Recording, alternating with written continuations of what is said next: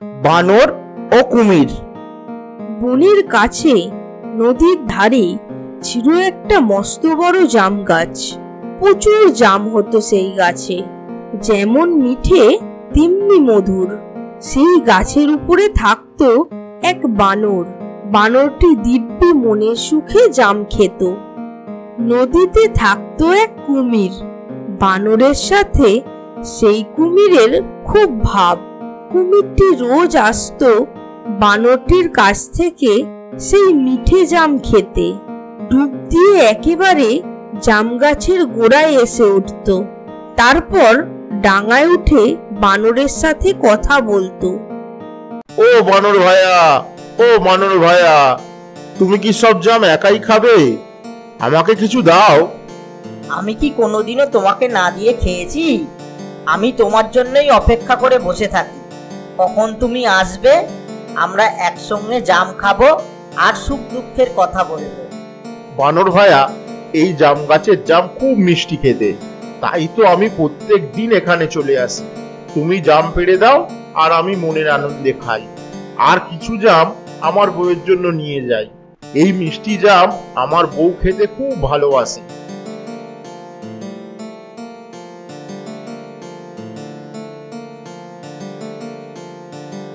কুমির বউ, ও কুমির বউ, দেখো দেখো, তোমার জন্য কত মিষ্টি জাম এনেছি। আহা, জামগুলো কি মিষ্টি আর সুস্বাদু। কুমিরের বউ ছিল ভীষণ লোভী ও শয়তান। রোজ রোজ জাম ফল খেয়ে লোভ গেল বেড়ে। সে মনে মনে বলল, জামফল যদি এত মিঠে আর মধুর হয়, তবে বানরের কলিজে কত না মিঠে হবে। যেভাবেই হোক আমাকে বানরের কলিজা খেতেই হবে। একদিন তাই কুমিরের বউ মুখ গোমরা করে বসে রইল। খাবার মুখে তুলল না, কুমিরের সাথে কথাও বলল না। কুমির তাই বউকে অনেক সাদাসাদি করল। কুমিরের বউ কোনো কথা না বলে তেমনি ভাবেই বসে রইল। কি হয়েছে তোমার? তুমি এরকম মুখ গোমড়া করে বসে আছো কেন? আর কথাই বা বলছো না কেন? তুমি কি আমার ওপর রাগ করেছো? এক সময় অনেক পীড়াপিড়িতে কুমিরের বউ মুখ খুলল আর বলল, যদি আমার একটা কথা তুমি রাখো, তবেই আমি আহার মুখে তুলবো, নইলে আমি এমনি ভাবেই না খেয়ে মরবো। কুমির তার বউয়ের মুখে কথা ফুটেছে দেখে খুশিতে সাথে সাথে বলল, বউ, তুমি যা বলবে আমি তাই শুনবো। কুমির বউ তখন তার মনের কথাটা খুলে বলল, তোমার বানর সখা রোজ জামফল খায়। জামফল যখন এত মিঠে আর এত মধুর, তখন ওই বানরের কলিজা কত না মিঠে হবে। বানরকে আমার চাই, বলো তুমি তোমার সখাকে এনে দেবে। বউয়ের কথা শুনে কুমির তো আঁতকে উঠল। সে বলল, বানর আমার কতদিনের সখা, তার কি করে সর্বনাশ করব? যদি না পারো তবে আমি চললাম বাপের বাড়ি, তোমার কাছে আর আমি থাকবো না। কুমির পড়ল মহা বিপদে। একদিকে বউ, অন্যদিকে সখা। সে বলল, ঠিক আছে, আমি তোমার সাত পূরণের পথ বের করছি।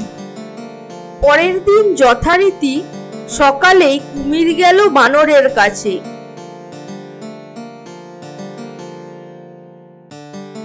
দুজনে বসে জাম খেতে শুরু করলো।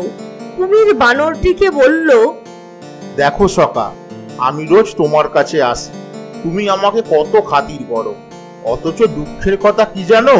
তুমি আমার বাড়িতে যাও না, তোমাকে খাতিরও করতে পারি না। তাই আমার বউয়ের মনে বড় দুঃখ। তোমাকে আমি আজ আমার বাসায় নিয়ে যাব। আমার বউ তোমার জন্য কত কি রেঁধেছে। আমি তো ডাঙার জীব, জলের উপর দিয়ে যাই বা কি করে? আমি কি আর সাঁতার জানি? তাতে কি হয়েছে, আমি তোমাকে পিঠে করে নিয়ে যাব। কুমিরকে খুব ভালোবাসতো বানর। তার আসল মতলব তো আর সে তখন টের পায়নি, তাই না বলবে কি করে।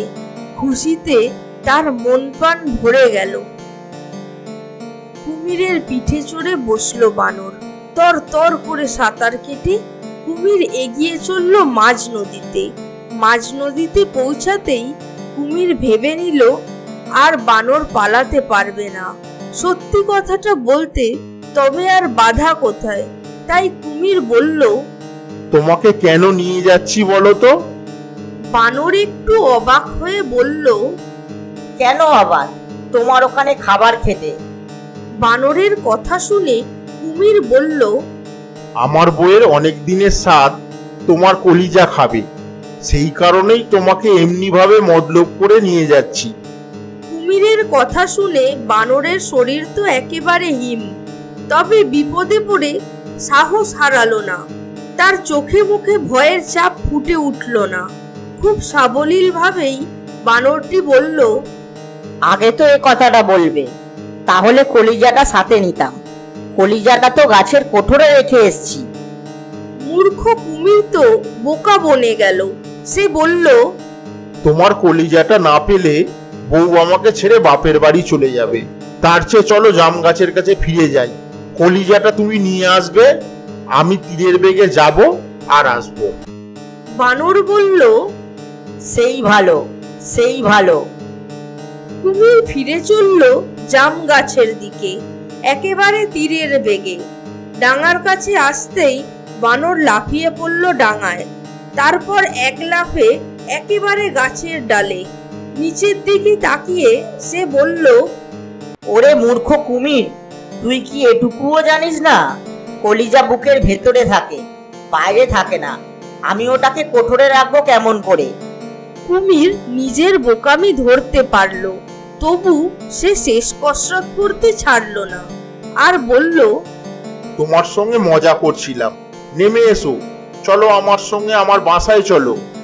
কুমিরের চালাকি ধরতে পেরে বানর বলল, চালাক এবং বুদ্ধিমান লোকেরা একবারই ঠকে, বারবার নয়। কুমির বাধ্য হয়েই মনের দুঃখে বাসায় ফিরে গেল। Please like, share and subscribe our channel for more interesting cartoon videos.